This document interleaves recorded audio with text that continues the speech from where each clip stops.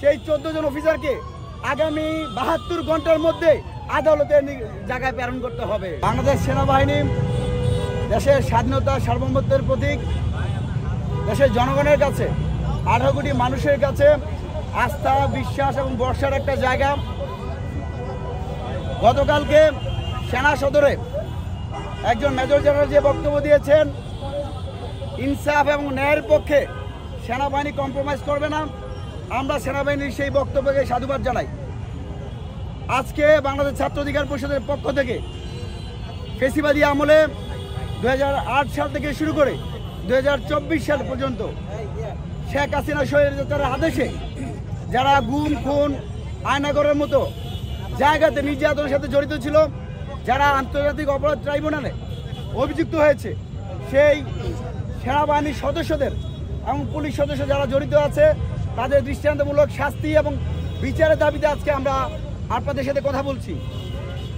আমরা সেনাবাহিনীর সেই বক্তব্যকে যেভাবে সাধুবাদ জানাই, একইভাবে আমরা জানাতে চাই, সেনাবাহিনী বলেছেন অভিযুক্ত 14 জনকে তারা হেফাজতে নিয়েছে, কিন্তু আমরা জুলাই অভ্যুত্থান পরবর্তী সময় দেখতে পেয়েছি ফ্যাসিস্ট শেখ হাসিনার বিভিন্ন নেতারা, অনেক মন্ত্রী, এমপি, অনেক ডিসিএসপি যারা এদেশের জনগণের বুকে গুলি ছেড়েছিল, সেনাবাহিনী তাদেরকে হেফাজতে নিয়ে পরবর্তী তাদেরকে ছেড়ে দেওয়া হয়েছিল।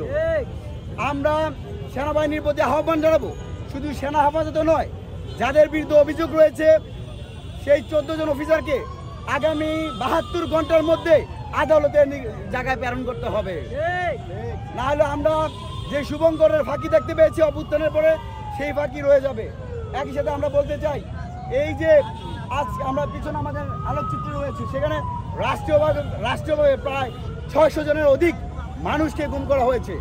আমরা সেনাবাহিনীর কথা বলছি, অন্যদিকে আমাদের এমন এক কর্মকর্তা রয়েছে পুলিশের এএসপি, যিনি অতিরিক্ত পুলিশ সুপার ছিলেন, র্যাবের কর্মকর্তা ছিলেন, আরেফ উদ্দিন, যিনি একজনকে গ্রেপ্তার করেছেন, তাকে ক্রসফায়ার দেওয়ার ভয় দেখে তার স্ত্রীকে রোজা ভাঙিয়ে সবে কদরের রাতে তাকে দর্শন করা হয়েছিল। সেই পুলিশ কর্মকর্তা এখনও আমি মনে করি পুলিশ হেডকোয়ার্টার রয়েছে।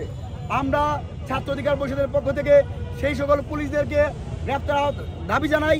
আমরা দেখতে পেয়েছি এখনও সচিবালয়ে কিন্তু এখনও আওয়ামী লীগের প্রেতাত্মারা রয়ে গেছে। সচিবালয় থেকে আওয়ামী লীগের দোষর যারা আছে, আওয়ামী লীগের লেসপেন্সার যারা আছে, তাদেরকেও চাকরিচ্যুত করতে হবে। আমরা এখন দেখতে পাচ্ছি বিশ্ববিদ্যালয় থেকে শুরু করে বিভিন্ন সংবাদ মাধ্যমেও ফেসিবাদের আখড়া তৈরি হয়েছে।